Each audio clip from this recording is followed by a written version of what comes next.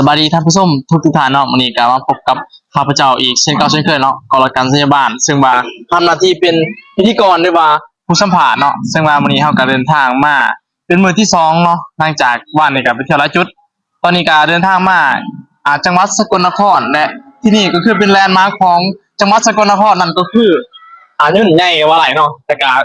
มื้อนี้เฮายังได้รับเกียรติจากทางอาจารย์เนาะที่ว่าเพิ่นนำพาบรรดาสมาชิกของบริษัทพาสโกลาวหรือว่าบริษัทปุ๋ยเก่าเกษตรนาโนที่เพิ่นก็มาร่วมสัมภาษณ์แล้วก็ข้าพเจ้าก็ได้รับเกียรติสัมภาษณ์เพิ่นเนาะสวัสดีแล้วขอถามอาจารย์เนาะให้แนะนำชื่อก่อนซะแนะนำชื่อก่อนข้าพเจ้าชื่อสันติภาพรก็คือเป็นวิศวการของบริษัทก็คือเป็นทีมปรึกษาธุรกิจการตลาดโดยเฉพาะเข้ามาเที่ยวมื้อนี้ก็คือทีมในการท่องเที่ยวเนาะก็เป็นเรียกว่าหอบสิ้นของปี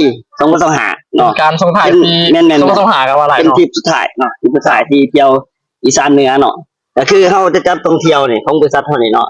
ทุกๆ3เดือน6เดือนเนาะก็คือสิมีประเทศลาวไทยพม่าแล้วก็ญี่ปุ่นประเทศจีนหลายประเทศมีการท่องเที่ยวหลายประเทศเนาะโดยเฉพาะแม่นเฮาจะขึ้นกับไปกับลูกค้าเนาะลูกค้าที่ซื้อปุ๋ยต่างๆที่แบบว่าคนเข้ามาแล้วเนาะ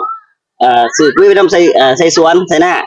เฮามีโปรโมชั่นขึ้นกับไปกับลูกค้าเฮาจะจัดเที่ยวสิตลอดเลยโดยเฉพาะเฮามาเนาะตลอด 2-3 วันนี่เฮาไปเที่ยวหลายจุดหลายบ่อนเนาะหลายคนก็อาจจะเห็นวิดีโอที่ทางเฮาสัมภาษณ์ทีมงานไปเนาะที่ว่าเพิ่นซื้อโปรท่องเที่ยวซื้อกาแฟบ่ซื้อปุ๋ยบ่ต่างๆนี่เฮามี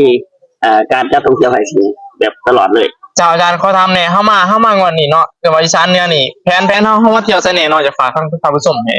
เฮานำกันเฮามาเที่ยวเนาะอีสานเหนือนี่หลักๆก็แม่นคำชะโนดเนาะที่หัวใจรักเลยที่มาเข้ามาแล้วก็คาเฟ่หม้องนี้เนาะสกลนครแล้วก็มุกดาหารนครพนมมื้อเนาะแม่นมื้อเฮาเดินทางไปหลายจุดหลายบ่อนซึ่งเขาไปเองก็ไปหลายหม่องเนาะไปจนบ่จื้อมันหลายบ่อนหลายว่าคนนี้ก็เป็นอีกวันนึงกับทีม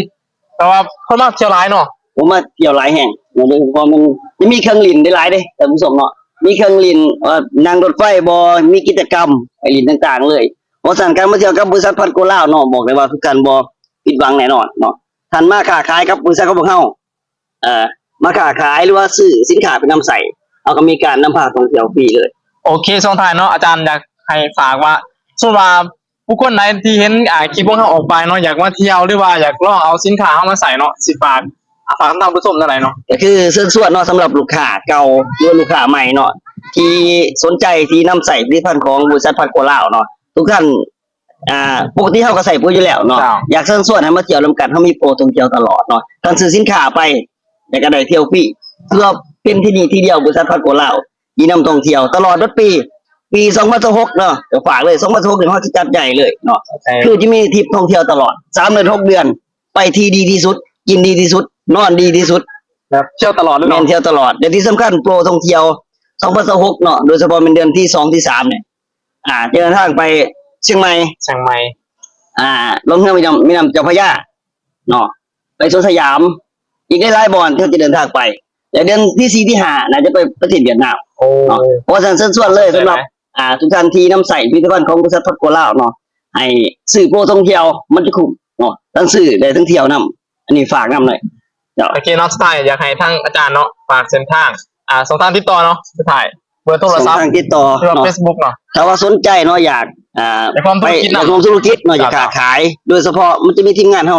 อยู่แล้วเนาะที่แบบว่าเป็นตัวแทนเขตปากซองบ่เขตลาวงามบ่หรือว่าติดต่อทางข่าวเขาเจ้าก็ได้เนาะที่เบอร์โทรเนาะ020 9147 9670